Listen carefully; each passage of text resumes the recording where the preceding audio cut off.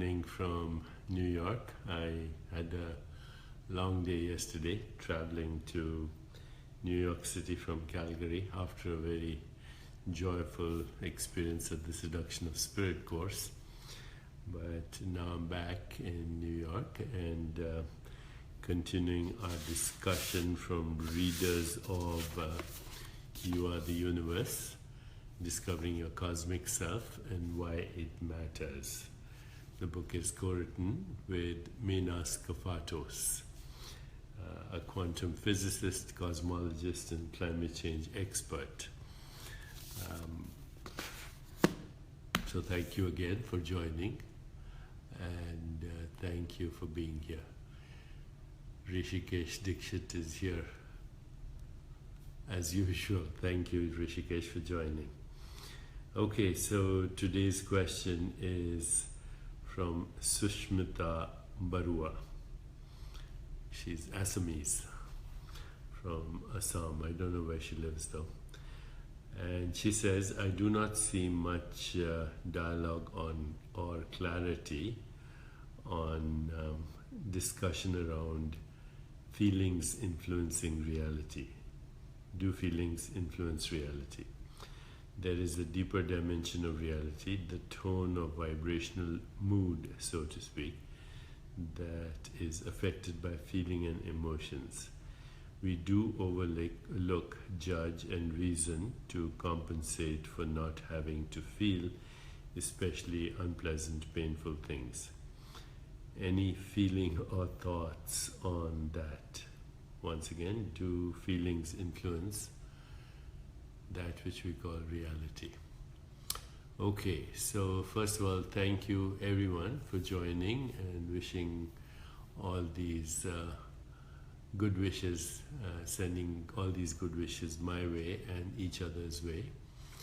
Do share this video with others if you feel it's appropriate, and do continue to engage with me here through discoveringyourcosmicself.com. Okay, so let's start with what we call experience. I will always start by saying that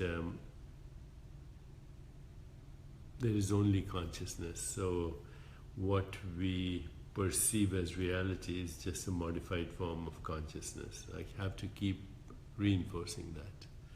Okay, what we call everyday reality is a modified form of consciousness. An organism, any organism, when it's alive as an organism, it has very rudimentary experience, but we have to say it has experience. So paramecium, for example, will move in the direction of food and away from the direction of toxins. A paramecium will also mate. So let's say the paramecium, one little organism, unicellular organism, it modifies its own awareness first into perception. Okay, because without some rudimentary perception, it won't be able to move in the direction of food and away from toxins. It also won't be able to mate. Okay, so there is a rudimentary form of perception, and I'm guessing in a unicellular organism that rudimentary form of perception is in the form of very basic pleasure or pain. So pleasure guides the organism in the direction of anything that will help sustain its survival, and pain helps the organism move away from that at a very fundamental level. We can probably say there's no linguistic thought in a paramecium. Very clearly doesn't speak in English with an Indian accent, but it has some very rudimentary form of feeling, pleasure, pain. So as we move up the evolutionary ladder all the way up to human beings, these very basic feelings, something pleasant, something unpleasant, become refined, very much refined, especially in mammals, but moreover in human beings. As you know, mammals are so called because of the word mama. Mama means breast. It's the origin of the word mother, mammary, meter, mater, myth, music, measurement, all of that. So the first feelings in a baby are aroused as a result of its interactions with its mother and other caretakers. Marie Fabara from Quito. I was just there. Thank you.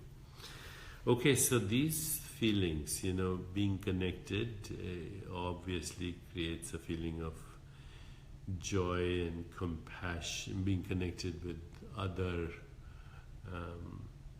conscious beings, animals, humans.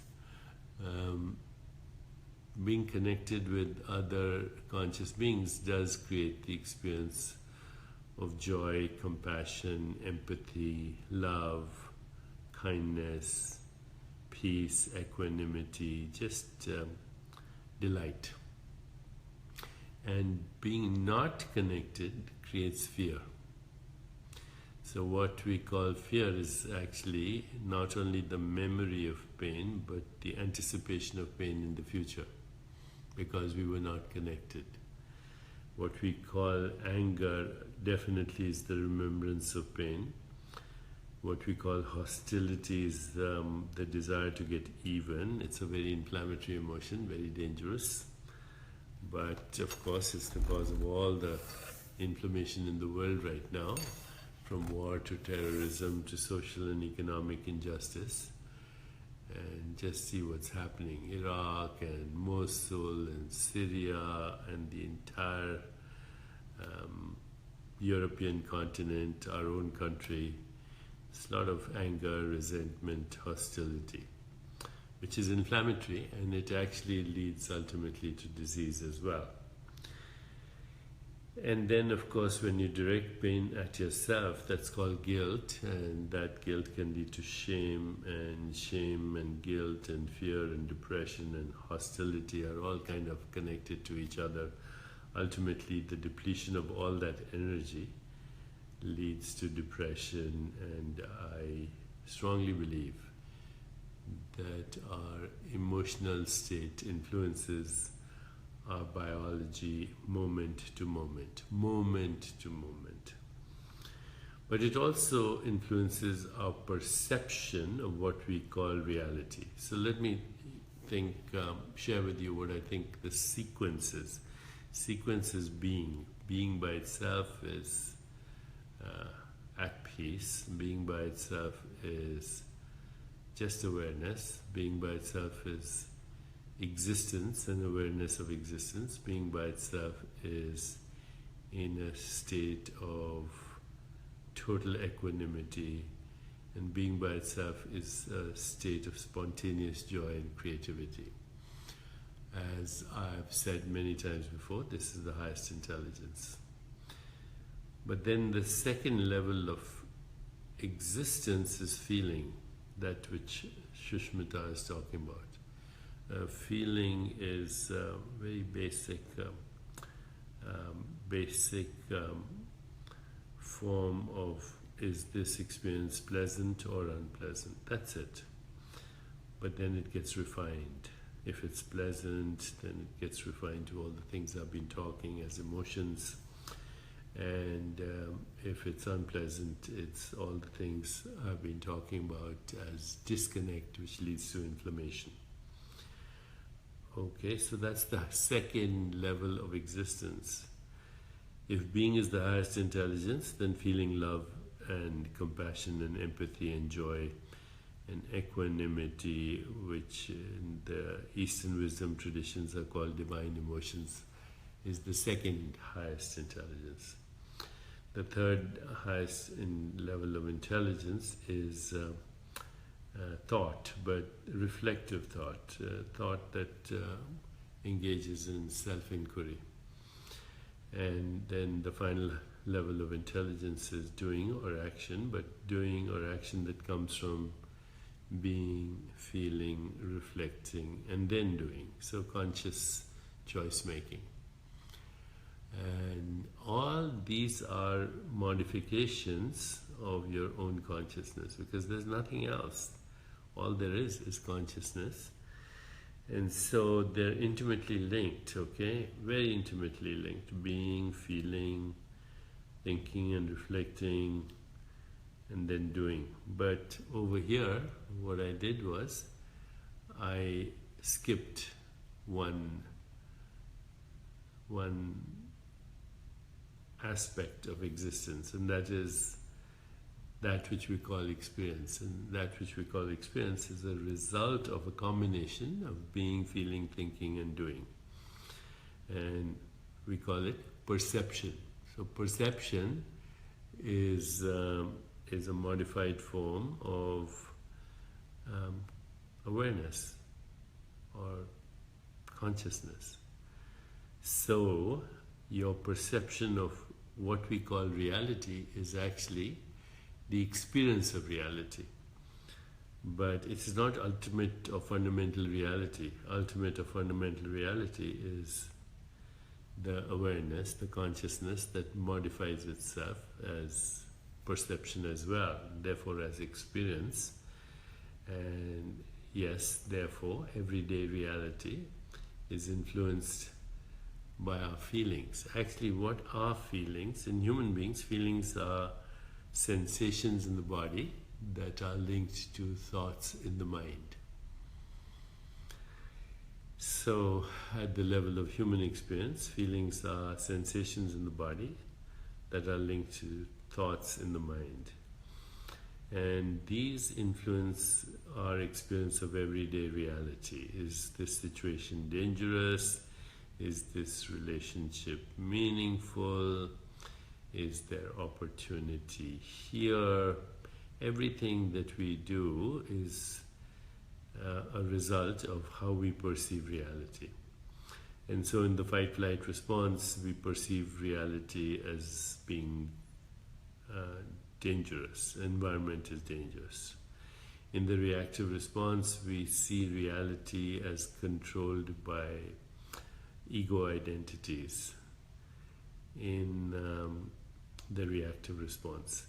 In the centered awareness response, we start to see reality without judgment because we are silent witnesses of what we call reality.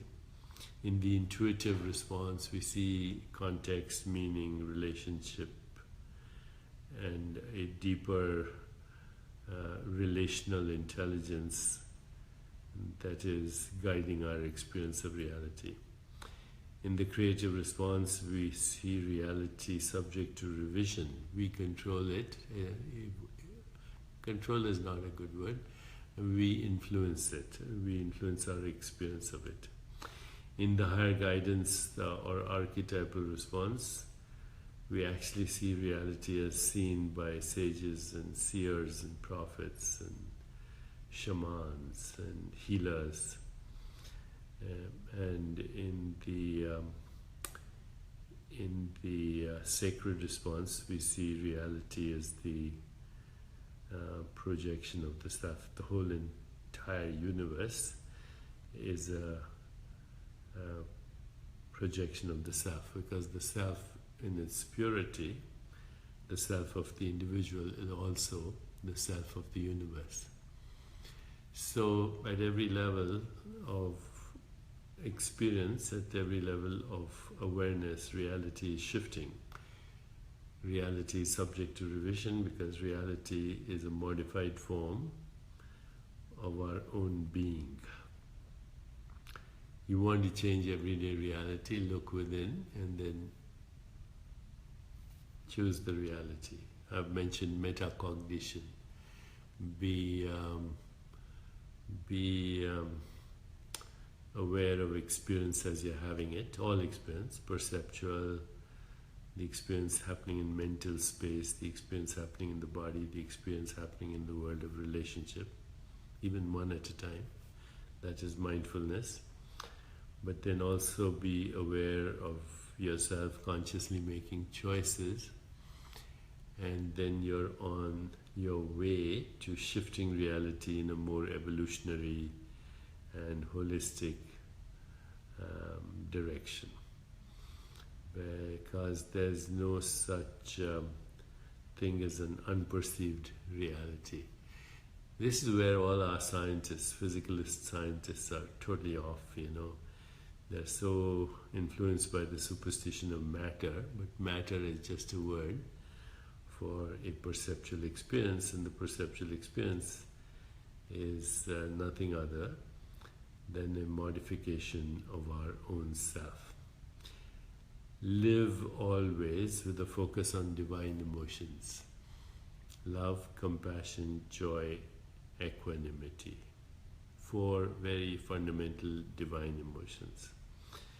And make awareness the center of experience, and then you're all set. So be established in being and follow your feelings in the direction of love. Feel your way through the world instead of thinking your way or struggling your way through the world. That's it. That's it. Elizabeth Alvarez Ortiz says, love you too. Rhonda, divine emotions, easy to remember this. Yes, divine emotions, love, compassion, joy, equanimity. And then everything that follows after that. Elvira German says, namaste from Romania.